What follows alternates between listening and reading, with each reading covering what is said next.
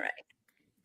So we got some hot AI gossip that we're super excited about, and that, yes, does say a lot about us. So welcome to PWT Multimedia Publishing and all things automation, AI, and getting us to be more productive with Dortha and Carolina.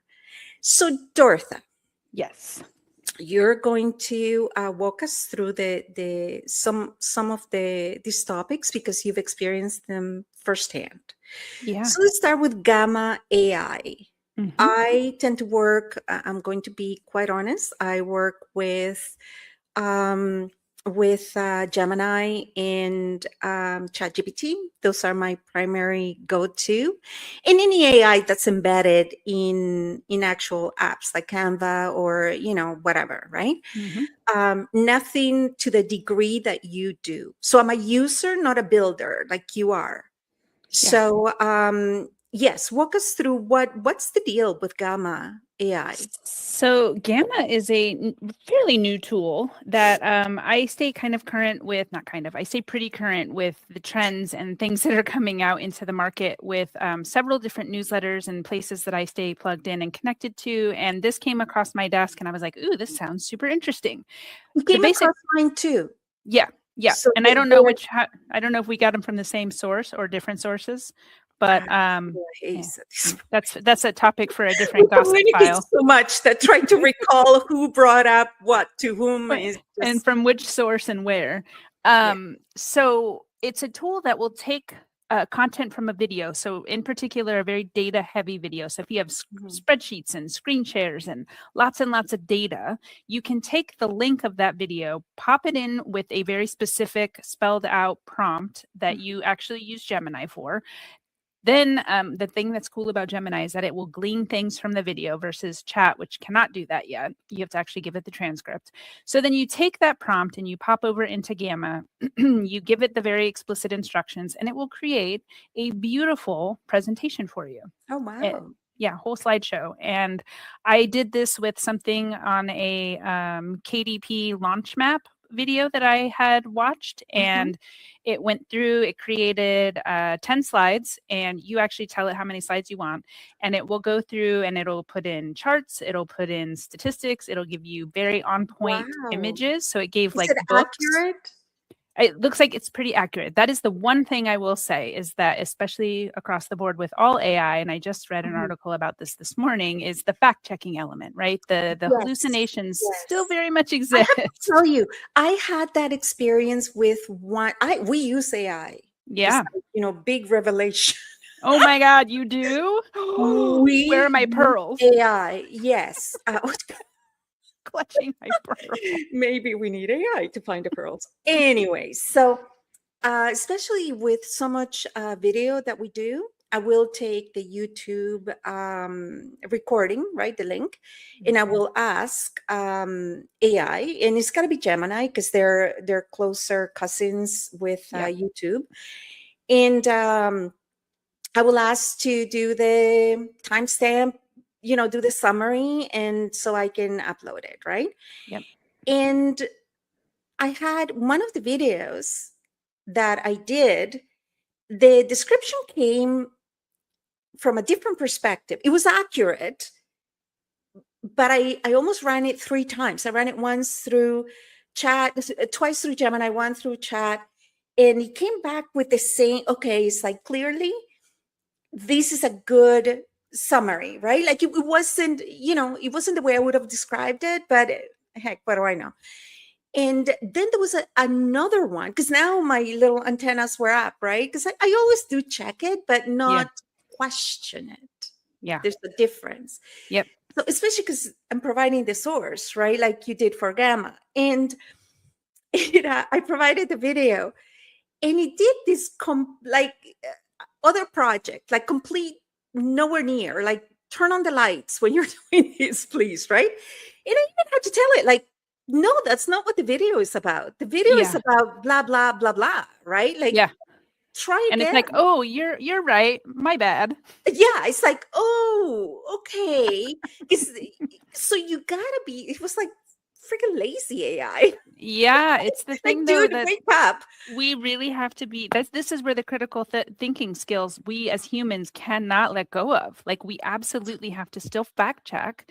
Yeah. And like you're saying, like if it's giving you something where you're like, you did the video, it's one thing if it's a video you've watched and it's not your own content and you're having it help with the summary. But if it's one you recorded and you were there, you're like, dude, And that's pretty the sure. difference of using AI and automation as a tool versus an Yes. identity. Because Yes. you don't know what you're talking about and you're going above your pay grade and you're really masking Yeah. your ceiling or your range through AI, you wouldn't be able to pick this stuff up.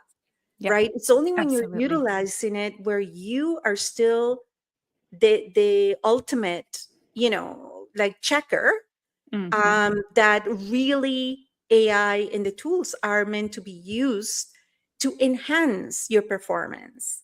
Yeah. That came out. That sounded No, so bad. yeah, I did not mean that. So the jury will just discard that last comment. Is meant to you know what I mean? Like, not your Yes. performer. You're out. You know what I mean.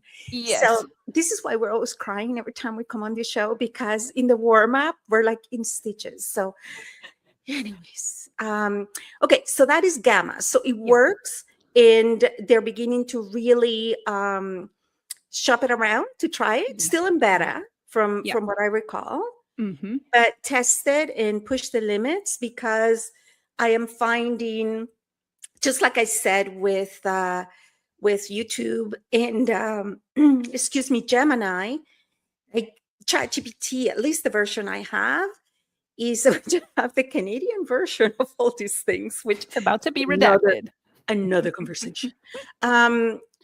It doesn't seem to be able to analyze and read and process YouTube videos. I don't know if at a higher level, it's a pay to play kind of thing. I don't get good answers, but I do most of the time with Gemini. So this is something to test Gamma, right? See, do comparisons, and oftentimes I will run the same query, the same prompt on both, and see what answers they give, and then draw my own conclusion from the data. I also just wanted to point out, if you're out there and you're using Canva and you're wondering, oh God, is Gamma going to be like the thing that replaces Canva?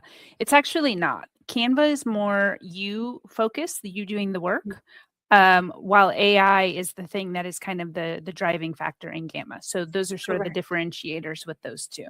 Yeah. And right now, really, the hybrid, the human curation with technology is where the value is.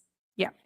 Right. Sure. Otherwise, you're going to end up with junk. Like, unless you're like, a ninja on the topic, you are going to end up with generic junk.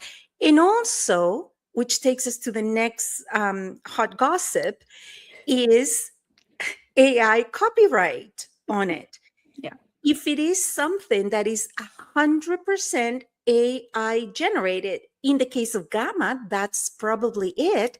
Yep. You are not protected. Your copyright is not protected. It's not there was yours. a recent case in the US that is now the benchmark, that tells you that all your images that you create on AI that are 100% AI generated cannot be copyrighted. Cannot be copyrighted. Yep. And if you create the hybrid, like we're saying in Canva, right? Like where you're creating, but also you're creating some technology or taking whatever output AI gives you, and you are enhancing it, customizing it, doing whatever you do, that can be protected, because there's that development, this that enhancement and value add to the creative intellect or IP to it. However, if it can be split, so say you're doing this picture of a sunset and most of 80% of the images are you created, or you kind of are the curator, and then you got that sun that is AI, like you just copy and paste it, that sun is not copyrighted. Right? So is, I get if you are, a digital content creator, marketer, thought leader, that the pressure to keep putting fresh content is, I there's no word to describe the pressure to keep, creating new ways to present or enhance data. Yeah. So be mindful of that and know that at which point you're crossing the line. It's one thing to do postings and you use AI to generate the images. You see them all the time on LinkedIn. And they're brilliant, and probably Gamma can do better ones from what you're telling us. But if you're starting to get into areas like book covers, if you're starting to get into specific charts, right, especially of any data that you've researched or that is your intellectual property, diagrams, things like that, know that they cannot be copyrighted if you're relying 100% on the AI output. Yep. And I think the question I want to leave people to think about with that is like, if I wrote the prompt, did I create the art? Ooh. Maybe not. Maybe, baby. We need lawyers. We need lawyers. So lawyers in our audience, please chime in. We want to hear from you. Absolutely. As copyright lawyers, Yeah. we'll reach out and definitely bring them on that topic. And the same with identity when it comes to utilizing AI, right? We'll definitely come back to that. That was a hot warm up subject in the back room, which takes us next to Claude. Claude and Banks, this one is specific. So you have used, I have not used Claude. I have not had the opportunity to, nor the need to yet, but you have. So I forwarded an article that I came across that Banks, and that this was a Canadian source, and we'll put the link to the article in the comments, that banks in Canada are warning about some of the vulnerabilities that the Claude release is now highlighting or bringing to awareness.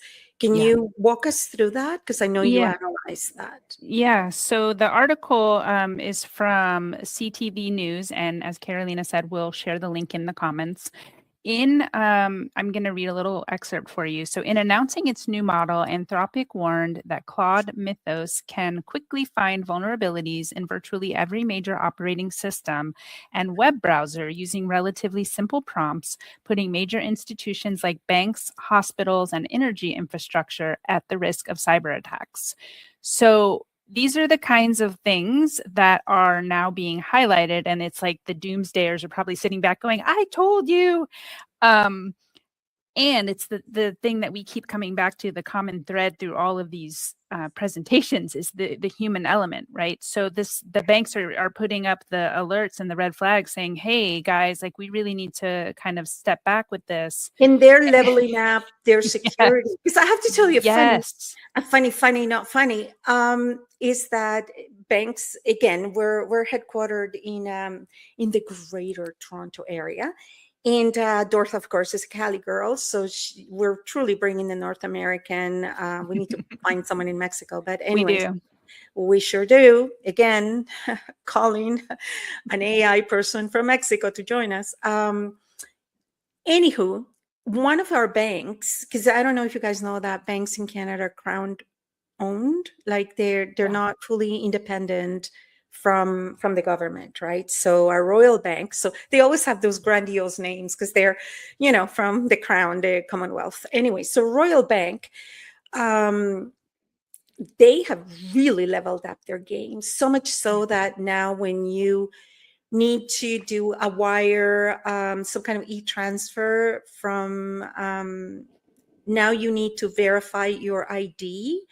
And you need to scan your driver license, then take a selfie, then it matches it. It doesn't matter if it's $5. Like in I cannot tell you how many times I've tried. In our driver license, the picture lasts like, I don't know, 500 years. So Yeah. the picture that's on my driver license, I guess, do not match my current me. And so it keeps failing to verify my identity, so much so that that alone, it's probably a red flag, right? Like, why does this woman keep trying to pass for the woman in the driver license, Right. right? And trust me, there's no great celebrity or celebration claim to that picture on the driver license, nor should a person ever see it other than a, law enforcement officer. But the point is, they don't tell you a lot of the things. So I had to go to the bank and go, listen, I need to do a transfer. So, like, clearly, like, I need to get cash out, right? Because it just will Yeah. not recognize, Right. my picture. And I was Yeah. trying to do it from my laptop, and then it gives you a QR code, and then you have to scan the code, and then do the, a little to the left, little to the right, and stuff, right? Right. And it would still fail every time. And then when I was at the bank, the gentleman told me, "Oh, you cannot do it from a laptop. You have to do the whole entire process from your phone." I'm like, Yeah. okay, it would be helpful if you tell me that. Yes. And then he said, plus, you only need to do it once, which I thought had to be done every single time, right? Which still leaves me Interesting. my not matching my driver license because, Yeah. since the surgery and, all the Witness enhancements, protection. Oh, I wasn't supposed to the mention that, was I? enhancements, that's an internal joke. Yeah. If you know, Yeah. you know. It doesn't match my driver license, so I just gave up. And sadly, I just given up using that bank because I'm not able to send e-transfers, right? That's right. Yeah. And I'll keep trying until hopefully it doesn't send me to bigger Mountie police as to somebody trying to impersonate, an ugly driver license. But anyways, so because of articles like Claude and banks, and I don't know if this is the same concern in the US. I know your banks run differently. Yeah. Banks are now not covering if you do not do your due diligence and end up being defrauded. Mm-hmm. Like at the beginning, they would, right? And now they're like, okay, you know what? Be a big boy, be a big girl, read, be cautious, spammers, frauders, like, like don't expect your money back in your account at our expense, right? Yeah. So this is Yeah. big. This is very important. Well, and I think the big takeaway for me when I read this, if you're using Claude, you may have already heard, like, there was a source code, like the whole entire source code from Anthropic was leaked onto, I think, Reddit, and there was like 40,000 or something Right. downloads, right? So this brings in like the bigger piece of this whole conversation around security to the next part of this, which to me is like we've entered the era where AI isn't just assisting humans, it can actually outskill us in some very critical areas, and security is one of them. So Yeah. I'm really glad to hear some places are at least taking it very seriously. But I do really wonder, like, is it possible to hold AI back? Who knows? Especially with the vulnerable communities, right? Right. Like, and the nuances are so subtle between Mm-hmm. what's a real website, what it isn't. And Yeah. it's right now, it is the Wild West, right? Yes. And is Mm-hmm. regulation the answer? We don't know. Definitely, the technology keeps getting better, but also keeps getting, it still reminds us how it's still in its infancy, Yeah. right? Yeah. So yeah, and what does this have to do with Dortha and I and publishing? Well, Dortha is also an automation specialist, and so she is really more in the like you wrote your own GPT. I I still did. about that. Yes. Yes. And myself, of course, my I'm not a clinician or practitioner. I am a digital marketing by PhD. I do have a doctorate in humanitarian services, but my PhD, which is another doctorate, is in digital marketing. And in everything I do in my dissertation is all about leveraging AI technology for entrepreneurship. Mm. So in publishing is one part of that. So we do have a skin in the game. And this is why Dortha and I are so passionate about it. So in a minute or so, can you tell us about your GPT experience? And then we have a very special announcement for this year to really get more visibility, and impact and influence for women. So. Yeah, so somebody that I follow actually had a little tutorial on their YouTube channel about, create your first, GPT in like 7 minutes. And I was like, oh, come on. I'm always up for a challenge. I'm like, put the egg timer activated. I'm like, okay, and go. So took me slightly more than 15 minutes or so. So a little bit beyond 7 minutes. However, the first time being that it does take a little bit longer. You 7 minutes. So that would be like an hour for anybody else. It's true. Maybe longer. Some of my clients would probably argue it would take them a day. Maybe they wouldn't even try. But it was super fun to test out the process. It's very, very easy. It's a lot easier than I had it in my mind made up to be, that it was like, oh, this whole complicated, you got to do a bunch of coding and you got to do this. And it's actually quite easy.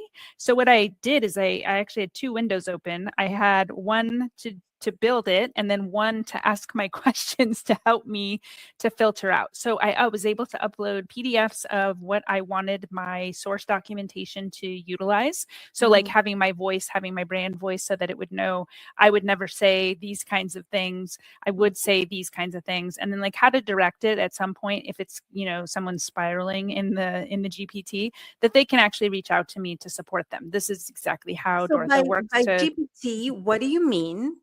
And who would ever need to create their own? So anything GPT, meaning like, Chat GPT is a system that we can use and go in and ask questions or create things. Like a bot when you're in a window in someone's website. It's like that, but this isn't so much a bot, because it's actually something you have to have a link to, and then they can go in and ask it questions. It's a delegation clarity tool. Okay. So essentially how it's designed is like, hey, I don't know where to start with my delegation journey. I'm going to ask these questions. So it starts with asking, there's like 2 questions at the top that you can pick. And then it starts to guide you through the process of, okay, these are the things you could be delegating, or this could help simplify, or, right, it'll take a couple of different paths, and you build all of that out in the back end of your GPT. Who might need this is anytime you're doing, this is kind of the same thing I tell clients, anything that you're doing repeatedly, you can document into an SOP, is something that you can turn into a GPT. Okay, so it's not so to find the practical application to it. It's not a chatbot from, although I could see it being able to embed it or to actually create a GPT for a chatbot. Yes, and it's not a psychometric test, because that's another good use for it. Like to help your audience know, do you need my service? And if so, at what level, right? Because that's part of the education process. And they could self-select. Have good use for that. And as you said, to optimize a repetitive process, right? Yeah. And we'll speak more about that in an automation conversation. So brilliant. So good job. Thank you. I love to experience it and test it. And all things automation. All things automation. Girl. Like that way. Okay. So now we get to our other part of things. Yes. So this is PWT Publishing, one of the sister companies, one of the economic ecosystems that are powered by PWT Global Network, which is our umbrella, our operational umbrella. And one of our sister companies, which is Powerful Women Today, led by me. And all of us, but really.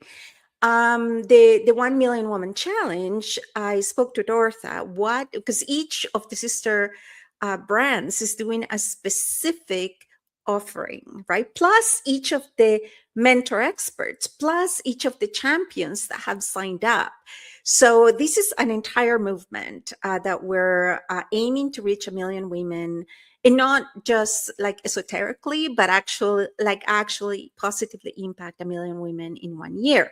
So we spoke with Dortha. So our goal from the PWT publishing side is for us to positively and actively impact 100 authors through this campaign. And we're hoping to reach 1 million people in 1 year.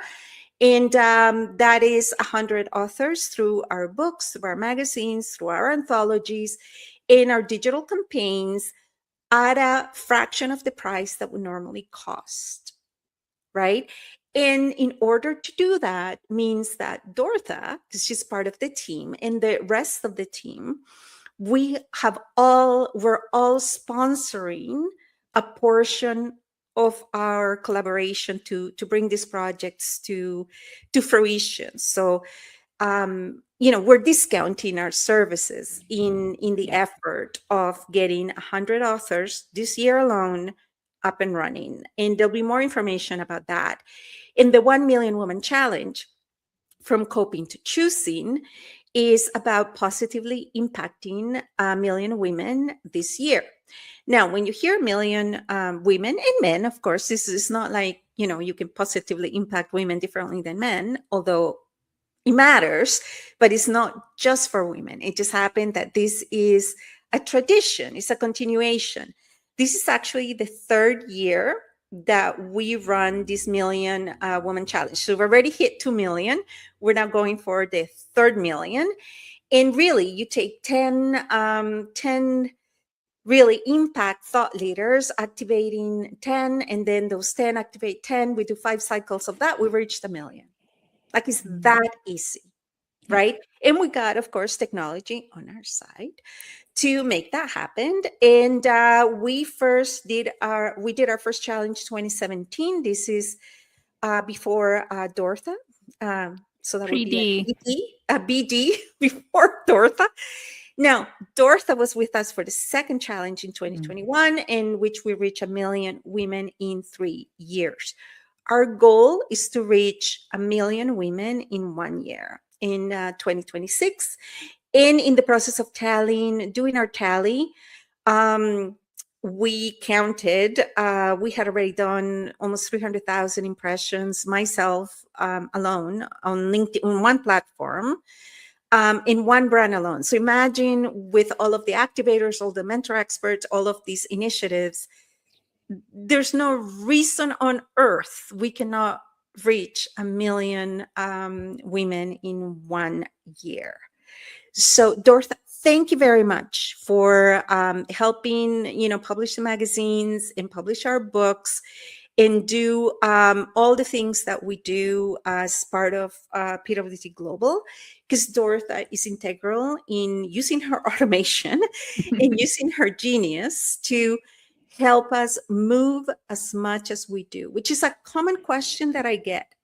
Like, how do you, okay, yes, we are toddlers on espresso, but still, like, we simply use technology and we disclose it. So it's not like it's a hidden secret that, we have like helpers. Is, we leverage technology. We leverage, standard operating procedures. We leverage, the aggregate, which is going to be written in my tomb, because that was the premise of my doctoral dissertation, to leverage the aggregate. Because going at it alone, especially now with AI, is just so much junk and so much noise. So really working within an ecosystem that helps with visibility, that helps with influence, ultimately leading to impact, is the way to go.